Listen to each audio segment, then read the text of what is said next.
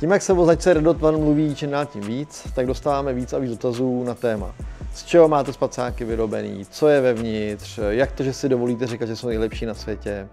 A protože o tom nechceme pořád jenom mluvit, tak jsme dneska vymysleli, že vám ukážeme, jak ten spacák vypadá zevnitř.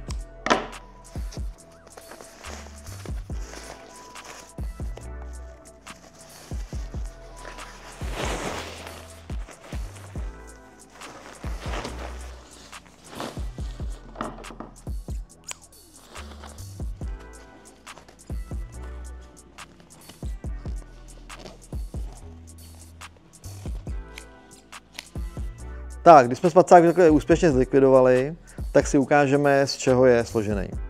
Takže vrchní látka, ta spodní straně má nepromokovou úpravu a samozřejmě ta naše zmiňovaná reflexní vrstva, která zajišťuje to, že se teplo od vašeho těla odráží zpátky do spacáku.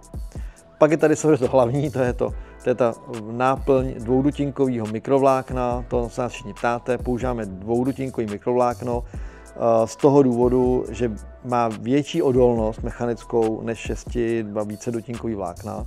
Takže a protože ty spacáky jsou dělaný pro nějaký profesionální taktický bojový použití, tak je důležité, aby ten spacák něco vydržel i delší dobu. A pak vnitřní látka, česaný polyester, který je skvělý ve dvou věcech. Za prvé je krásně příjemný na dotyk těla a za druhý krásně výborně odvádí vlhkost pryč z toho vnitřního prostoru spacáku.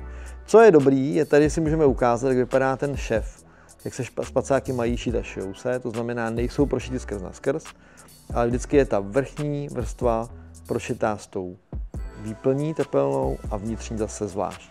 Takže nemáte žádnou díru skrz na skrz spacáku, to je velmi důležitý. Důležitá věc, na kterou se nás často ptáte, je, jak je u našich spacích pytlů zajištěný odvod vlhkosti, když říkáme, že máme nepromokavý spodní části spacáku, že máme odrazné vrstvy vevnitř. Takže je to udělané tak, že vrchní panel na horní straně do spacáku je vyrobený z látky, která nemá žádnou voděodolnou úpravu a nemá žádnou odraznou vrstvu.